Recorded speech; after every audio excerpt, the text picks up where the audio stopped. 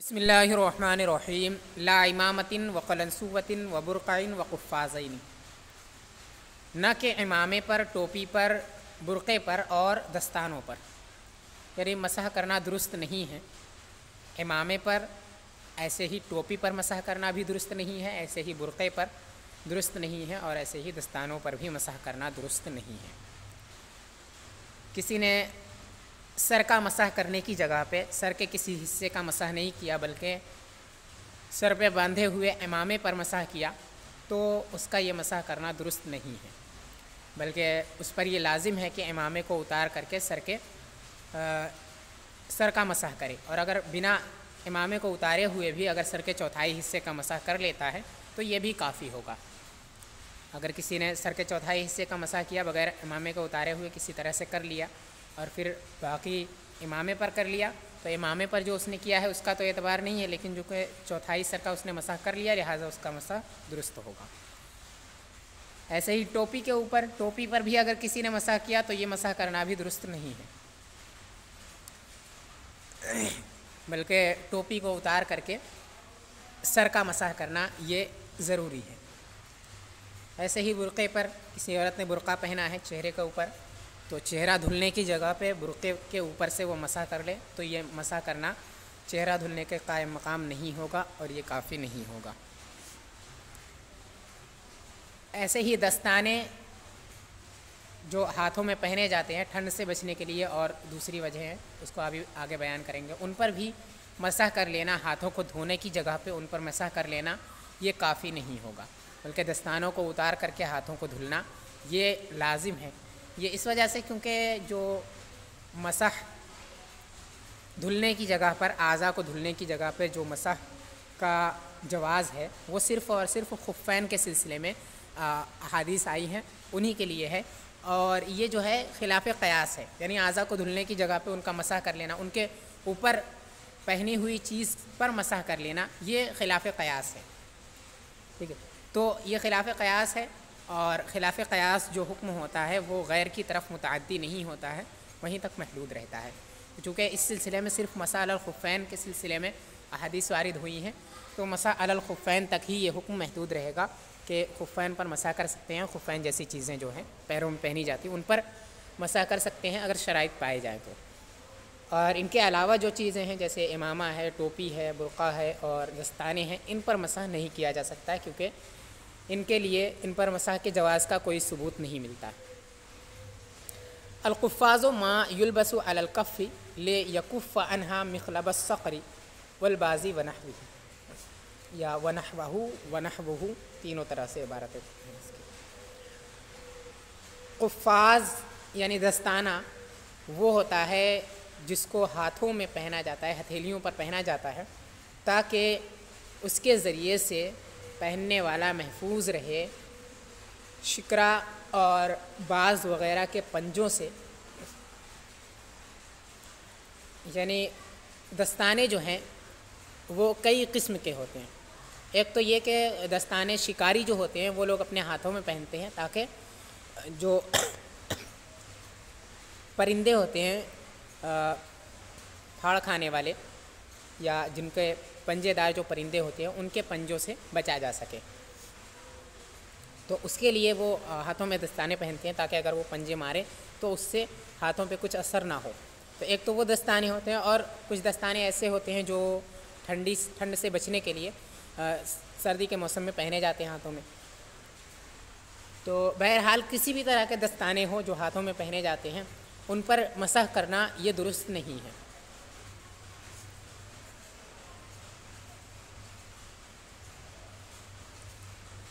وفرضہ قدر ثلاث اصابع الید، اور اس کا فرض ہاتھ کی 3 انگلیوں کے مقدار ہے، یعنی مسح کرنا جو فرض مسح کی جو مقدار ہے وہ ہاتھ کی 3 انگلیوں کے برابر ہے۔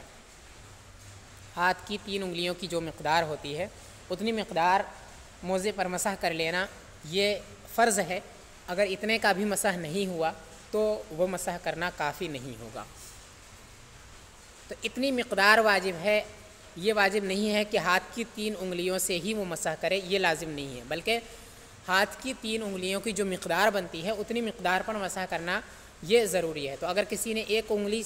سے ہی 3 مرتبہ مسح کر لیا تو یہ بھی کافی ہوگا۔ الگ الگ جگہ کا اگر اس نے 3 مرتبہ مسح کیا نیا پانی لے کر کے تو یہ مسح کر لینا بھی اس کا درست ہوگا، اسی وجہ سے کیونکہ اس کے اندر مقدار 3 انگلیوں کی جو مقدار ہے وہ مقدار فرض ہے، نہ کہ 3 انگلیوں سے مسح کرنا یہ فرض نہیں ہے، ٹھیک ہے۔ اور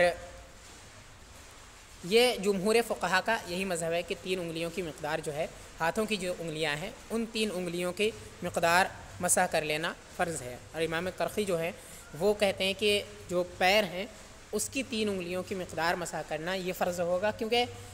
موزہ جو ہے اس کے پھٹن کے اندر کہ اگر موزہ اتنا پھٹا ہو کہ پیر کی 3 انگلیوں چھوٹی جو 3 انگلیاں ہیں اتنی دکھ رہی ہو، پیر کا اتنا حصہ ظاہر ہو رہا ہو، تو ایسی صورت میں اس پر مسح کرنا نا درست نہیں ہے۔ تو وہاں پہ جن انگلیوں کا اعتبار کیا گیا ہے وہ پیر کی انگلیاں ہیں، لہٰذا مسح میں بھی انہی انگلیوں کا اعتبار کیا جائے گا اور انہی کی مقدار سے مسح یہ فرض ہوگا۔ یہ امام کرخی کا ہے، لیکن جمہور فقہا اسی طرف ہے کہ ہاتھ کی 3 انگلیوں کا اعتبار ہوگا۔ فإن مسح رسول اللہ صلی اللہ علیہ وسلم کان خطوطا فعلم انہا بالاصابع دون الکف، کیونکہ رسول اللہ صلی اللہ تعالیٰ علیہ وسلم کا مسح کرنا یہ خطوط تھا، مسح کر لینا خطوط تھا، تو اس سے معلوم ہوا کہ انگلیوں سے مسح کیا جائے گا نہ کہ ہتھیلی سے۔ یعنی حضور صلی اللہ تعالیٰ علیہ وسلم سے جو مسح کے سلسلے میں احادیث مروی ہیں وہ کچھ اس طرح سے ہیں کہ ان میں یہ معلوم ہوتا ہے کہ مسح کر لینا یہ خط کھینچنے کی طرح تھا، ٹھیک ہے، یعنی انگلیوں کو سرے پر رکھتے پھر اوپر کھینچ کر کے لاتے ہیں، تو اس طرح سے مسح کرنا تھا۔ ایسا نہیں کہ جیسے سر کا مسح کرتے ہیں، تو سر کا مسح اگر کرتے ہیں تو جو انگلیوں کی چوڑائی ہوتی ہے اور ہتھیلی ہوتی ہے ان کے ذریعے سے مسح کیا جاتا ہے، ٹھیک ہے، تو اس میں پورے ہاتھ کے ذریعے سے مسح کیا جاتا ہے۔ لیکن جو پیروں کا مسح ہے اس کے اندر ایسا نہیں ہے، بلکہ اس کے اندر ایسا ہے کہ خط کھینچنے کی طرح تھا۔ جیسے اگر کوئی ہاتھوں میں رنگ لگا کر کے اس کو کسی سادے کاغذ پہ رکھ کر اس کو کھینچے تو وہاں پہ خط بن جاتے ہیں، تو ایسے ہی مسح کرتے وقت یہ حضور صلی اللہ تعالیٰ علیہ وسلم سے جو مسح مروی ہے وہ اسی طریقے کا مسح ہے کہ حضور نے انگلیاں رکھی اور پھر انگلیوں کو کھینچ دیا، تر ہاتھ رکھا اور اس کو کھینچ دیا، یعنی خط کھینچنے کی طرح سے مسح کیا۔ اس طرح سے جو کام ہوتا ہے تو اس میں انگلیوں کا اعتبار ہوتا ہے، ہتھیلیوں کا اعتبار نہیں ہوتا ہے، کیونکہ خط اگر کھینچیں گے تو انگلیوں سے ہی کھینچیں گے، ہتھیلی سے نہیں۔ یعنی یہ دلیل اس بات کی ذکر کر رہے ہیں کہ انگلیوں کا اعتبار کیوں کیا گیا ہے مسح کے اندر، یعنی ایسا کیوں نہیں کہا گیا کہ ہتھیلی جو ہے اس کی مقدار مسح کر لینا، یا ہتھیلی کے نصف ہتھیلی کی مقدار مسح کر لینا، یا کل ہتھیلی کی مقدار مسح کر لینا یہ فرض ہے، ایسا کیوں نہیں کہا گیا، انگلیوں کا اعتبار کیوں کیا گیا؟ تو اس کی وجہ بیان کرتے ہیں کہ رسول اللہ صلی اللہ تعالیٰ علیہ وسلم سے جو مسح کرنا مروی ہے وہ ایسا مسح ہے جو خطوط کے طریقے پر ہے، یعنی خط کھینچنے کی طریقے پر ہے۔ جیسے اگر کوئی انگلیوں کے ذریعے سے خط کھینچنا چاہے تو وہ انگلیوں کو رکھتا ہے اور پھر ان کو کھینچ لیتا ہے کسی چیز پر۔ اگر کوئی مثال کے طور پہ ہاتھوں میں رنگ لگائے اور پھر ان کو کاغذ پر رکھ کر کے اسے کھینچے یا کسی اور چیز پر، تو اس طرح سے خط بن جاتے ہیں، ٹھیک ہے، خطوط۔ تو اسی طرح سے مسح کرنا بھی حضور اکرم صلی اللہ تعالیٰ علیہ وسلم سے مروی ہے کہ حضور نے مسح کیا تو اس طریقے سے کہ انہوں نے دائیں ہاتھ کو داہنے پیر پر اور بائیں ہاتھ کو بائیں پیر پر رکھا اور اسے پھر کھینچا اوپر کی طرف۔ تو یہ جب اس طرح سے کوئی کام ہوتا ہے تو اس کے اندر انگلیوں کا اعتبار کیا جاتا ہے، کیونکہ اگر ہتھیلیوں کا کیا گیا تو ہتھیلیوں کے ذریعے سے خطوط نہیں بنتے۔ تو جب یہ معلوم ہو گیا کہ مسح کرنا حضور کا یہ خطوط کے طریقے پر تھا، خط کھینچنے کے طریقے پر، تو اس سے یہ بھی معلوم ہو گیا کہ انگلیوں کا اس میں اعتبار کیا جائے گا، اور جو مسح کیا گیا تھا وہ انگلیوں کے ذریعے سے کیا گیا تھا، نہ کہ ہتھیلی کے ذریعے سے، ٹھیک ہے۔ تو اسی وجہ سے انگلیوں کی مقدار اس کے اندر فرض قرار دیا گیا ہے، نہ کہ ہتھیلی کی مقدار۔ وما زاد علی مقدار 3 اصابع الید انما هو بماء مستعمل فلا اعتبار له فبقي مقدار 3 اصابع۔ اور جو 3 انگلیوں کی مقدار پر زائد ہو وہ مائع مستعمل کے ذریعے سے ہوگا، تو اس کا کوئی اعتبار نہیں ہے، تو 3 انگلیوں کی مقدار باقی رہی۔ ولا یفرض فیہ شیء آخر کالنیۃ وغیرہ، اور اس میں کوئی دوسری چیز فرض نہیں ہے جیسے کہ نیت ہے اور نیت کے علاوہ دوسری چیزیں۔ وما زاد علی مقدار ثلاث اصابع الید، اس کے ذریعے سے یہ بتانا چاہتے ہیں کہ 3 ہی انگلیوں کی مقدار فرض کیوں ہے، پورے جو 5 انگلیاں ہیں ان کی مقدار فرض کیوں نہیں ہے؟ تو وہ کہتے ہیں کہ جو 3 انگلیوں سے زائد کی مقدار ہے وہ مقدار اگر اس سے بھی مسح کرتے ہیں تو وہ مائع مستعمل کے ذریعے سے مسح ہوگا،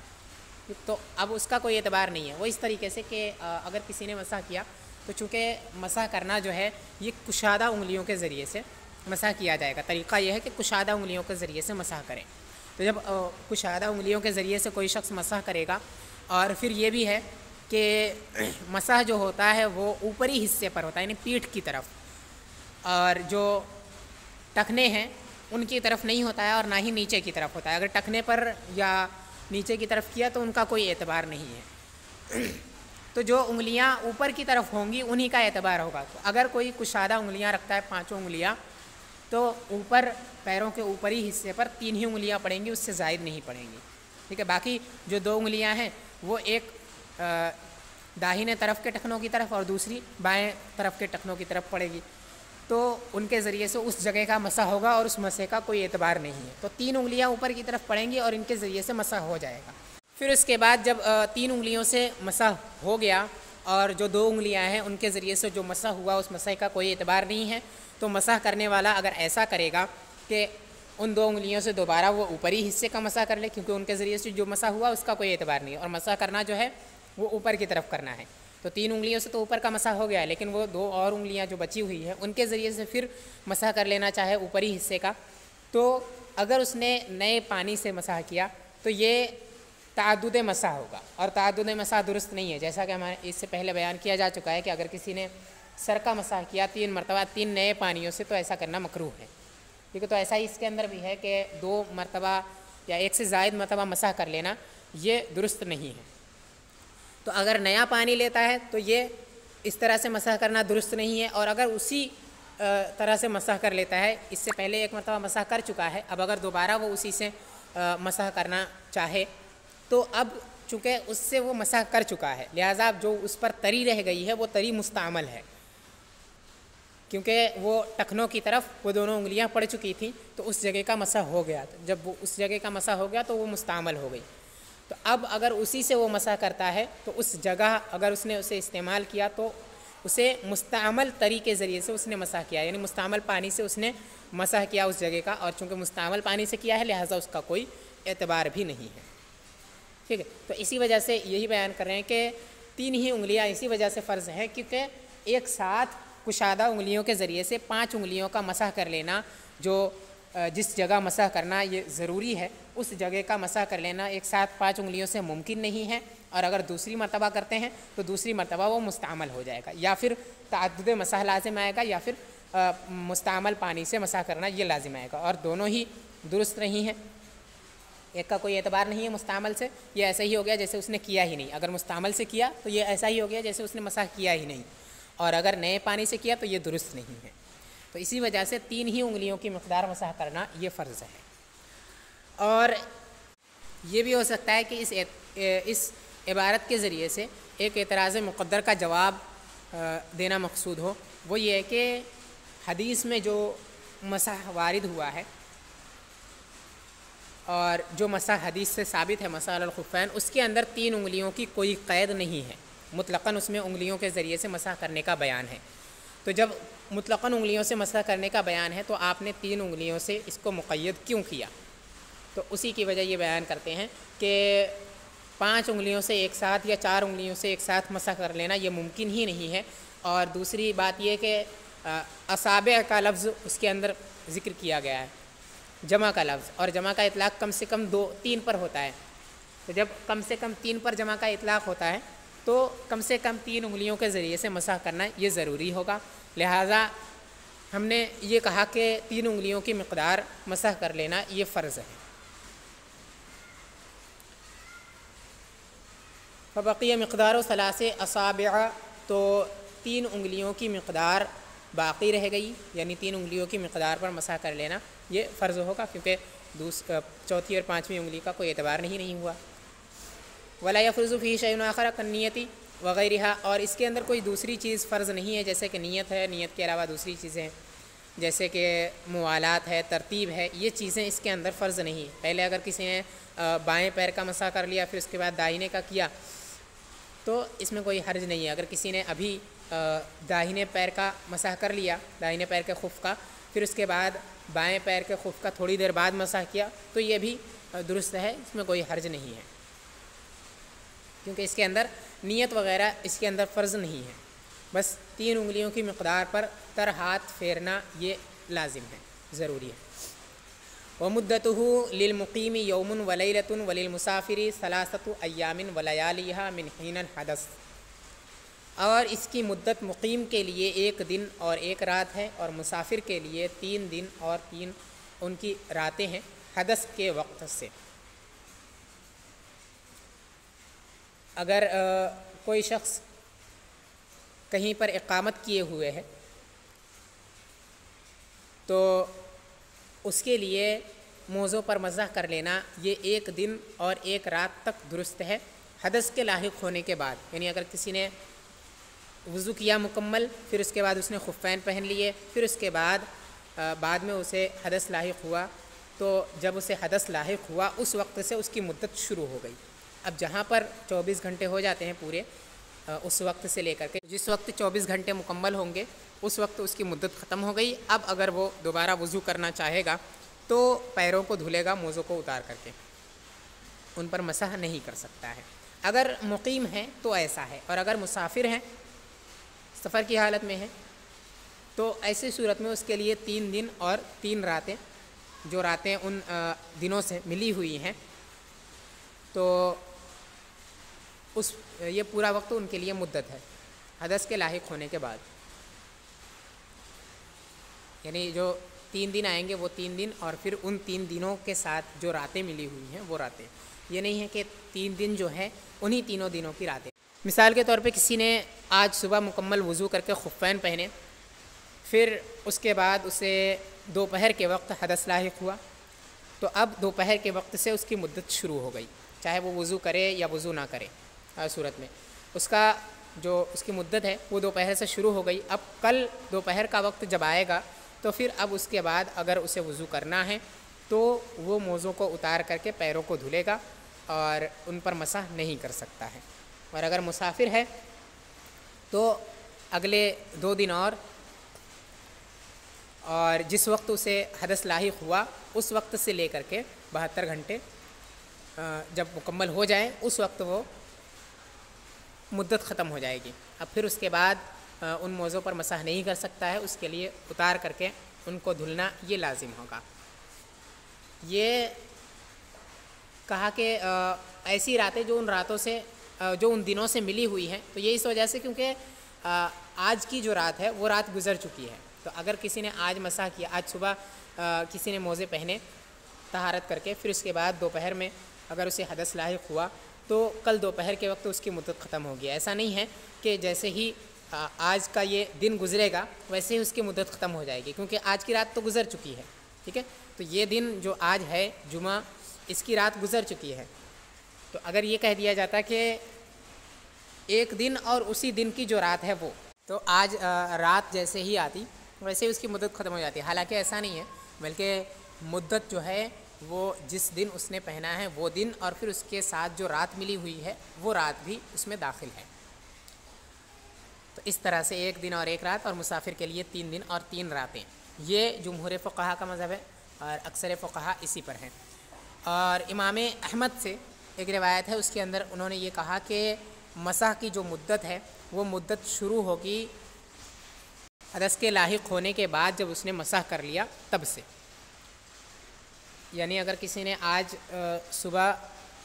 وضو کر کے موزے پہنے، پھر اس کے بعد اسے دوپہر میں حدث لاحق ہوا لیکن اس نے دوپہر میں वज़ू नहीं किया, फिर उसके 1-2 घंटे बाद उसने वज़ू किया, क्योंकि उसे उस वक्त ज़रूरत नहीं थी, तो उसने उस वक्त वज़ू नहीं किया, बल्कि उसने 2-4 घंटे बाद मिसाल के तौर पे उसने वज़ू किया, तो उस पर उसने मसा कर लिया मौज़ू पर। तो अब यहाँ से मुद्दत शुरू होगी इमाम अहमद रज़ियल्लाहु ताला अन्हु के यहाँ, ठीक है। और फिर जब अगला दिन वही वक्त आएगा, यानी दोपहर के 2-4 घंटों के बाद का जो वक्त, जिस वक्त उसने मसा किया था, उस वक्त उसकी मुद्दत ख़त्म होगी। लेकिन हमारे यहाँ क्या है कि जब उसे हदस लाहिक हुआ था, यानी दोपहर के वक्त, तो वैसे ही अगला दिन जैसे ही दोपहर का वक्त आएगा वैसे ही मुद्दत ख़त्म हो जाएगी। और इमाम हसन बिसरी से एक कौल मरवी है, वो ये कि जिस वक्त उसने मोज़े पहने हैं उसी वक्त से मुद्दत शुरू हो जाती है। तो मिसाल के तौर पे अगर किसी ने आज सुबह मोज़े पहने तो कल सुबह उसकी मुद्दत ख़त्म हो जाएगी, उसे हदस लाहिक हुआ हो या ना हुआ हो, इसका कुछ एतबार नहीं इसके अंदर। तो मोज़ों के पहनने से इसका एतबार है, मुद्दत इनके नज़दीक मोज़ों के पहनने से ही, जिस वक्त उसने पहने हैं उसी वक्त से मुद्दत शुरू हो जाती है। बहरहाल जो अक्सर फ़ुक़हा का कौल है वो यही है कि मुद्दत हदस के लाहिक होने के वक्त से शुरू होती है, और ये मुसाफिर के लिए 1 दिन और 1 रात, मुसाफिर के लिए 3 दिन और 3 रातें हैं, और मुक़ीम के लिए 1 दिन और 1 रात। लिअन्ना क़ौलहू अलैहिस्सलाम यमसहुल मुक़ीमु यौमन व लैलतन वल मुसाफिरु सलासता अय्यामिन अल हदीस अफ़ादा जवाज़ल मसही फ़िल मुद्दतिल मज़कूरति।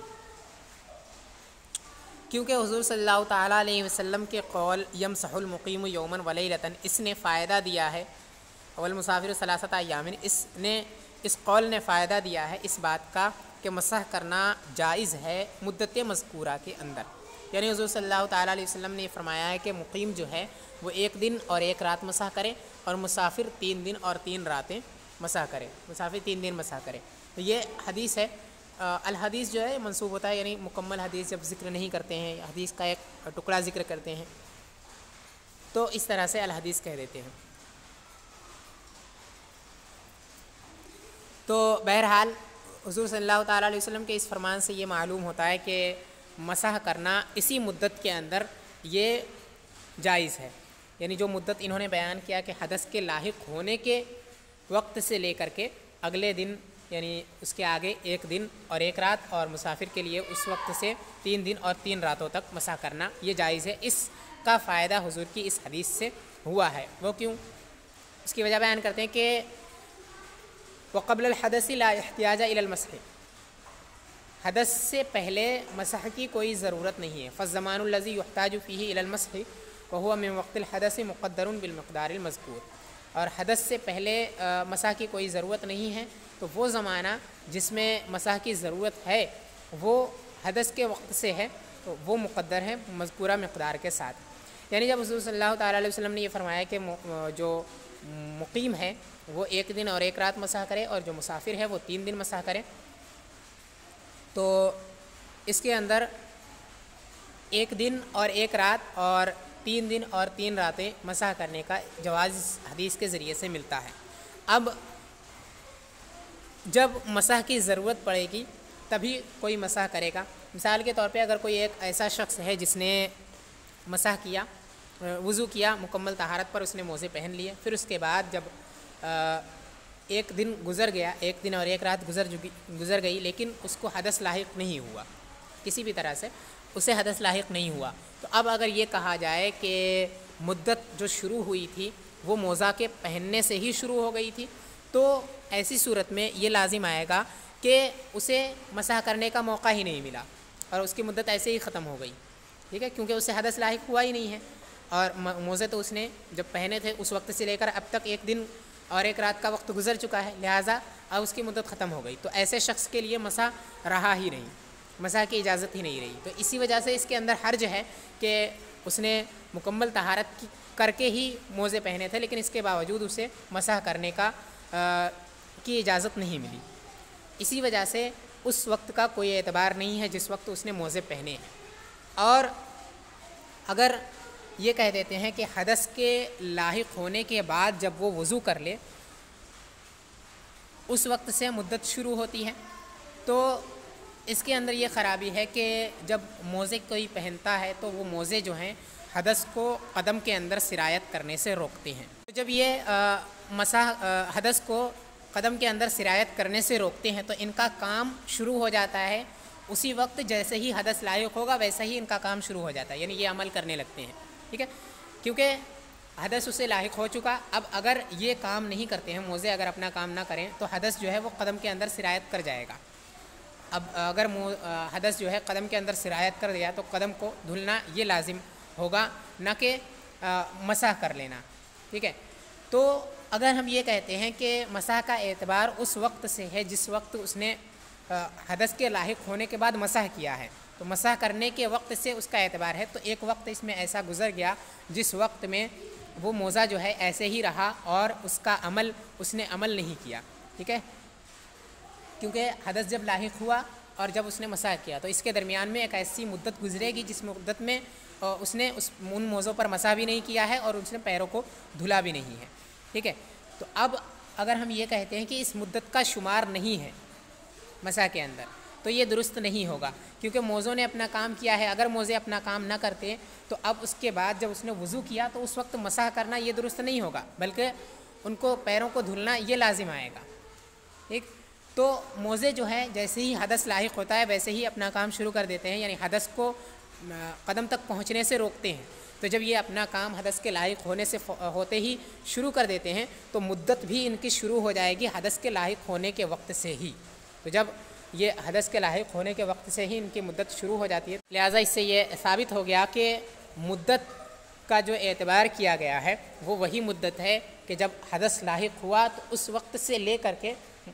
1 دن اور 1 رات یا 3 دن اور 3 راتوں یہ مدت ہے مسح کی، ٹھیک ہے۔ نہ تو موزے کے پہننے کے وقت سے مدت شروع ہوتی ہے اور نہ ہی مسح کرنے کے بعد سے، کیونکہ اگر موزے کے پہننے کے وقت سے شروع کر دیتے ہیں تو اس کے اندر حرج ہے کہ ایک وقت ایسا گزرا ہے جس کے اندر مسح کی ضرورت نہیں ہے اور اس کو ہم مدت کے اندر شمار کر رہے ہیں، ٹھیک ہے۔ اور اگر مسح کے وقت سے ہم مدت شمار کرتے ہیں تو اس کے اندر ایک وقت ایسا گزرا کہ جس کے اندر